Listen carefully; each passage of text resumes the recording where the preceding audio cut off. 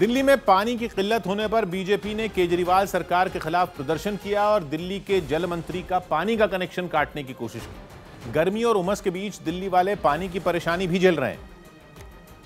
और इसी मुद्दे पर दिल्ली के जल मंत्री सत्येंद्र जैन के घर के पास बीजेपी ने जोरदार प्रदर्शन किया। पार्टी कार्यकर्ताओं की संख्या अच्छी खासी थी और वो सत्येंद्र जैन के घर का पानी का कनेक्शन काटने के इरादे से आगे बढ़े। ये देखकर वहां पहले से तैनात पुलिस वालों ने उन पर पानी की बौछार कर दी। बीजेपी कार्यकर्ता पानी की किल्लत के विरोध में प्रोटेस्ट कर रहे थे, वाटर कैनन का इस्तेमाल किया खदेड़ने के लिए। देखिए, पानी में भीगते प्रदर्शनकारियों को देखकर एक बार तो ऐसा लगा कि पानी के लिए लड़ी जा रही इस लड़ाई को पानी से ही रोका जा रहा है, क्योंकि पानी की मोटी धार ने बीजेपी के लोगों को कुछ समय के लिए पीछे हटने पर मजबूर कर दिया। लेकिन वो एक बार फिर पूरे जोश से जय श्री राम बोलते हुए आगे बढ़े।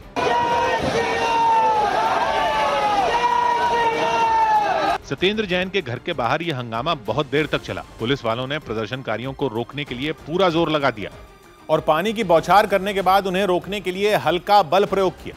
दिल्ली बीजेपी के अध्यक्ष आदेश गुप्ता ने 2 दिन पहले ही अल्टीमेटम दिया था कि अगर वहां पानी का संकट 48 घंटे में खत्म नहीं हुआ तो वो जल मंत्री के घर का कनेक्शन काट देंगे।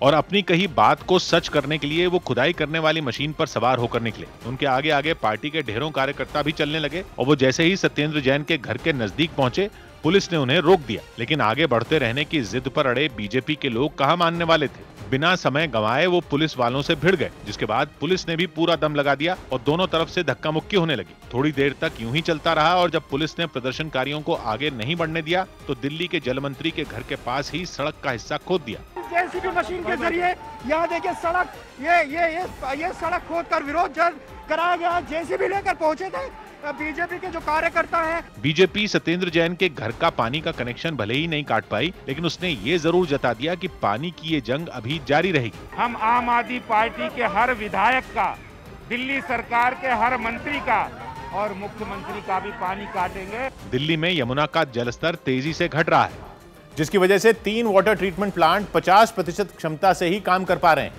यमुना का पानी इन्हीं प्लांट के जरिए लोगों तक पहुंचाया जाता है। दिल्ली सरकार का आरोप है कि दिल्ली में पानी की कमी हरियाणा सरकार की वजह से हुई, क्योंकि उसने कम पानी छोड़ा और दिल्ली में यमुना का जलस्तर 7 से 8 फीट नीचे चला गया। आलम यह है कि यमुना के आसपास की जगहें खेल के मैदान जैसी लगने लगी। कि अगर इसी तरीके से यमुना सूखती रही और इसी तरीके से पानी कम होता रहा तो आप सोचिए कि दिल्ली में कितना बड़ा पानी का संकट जो है वो गहरा सकता है।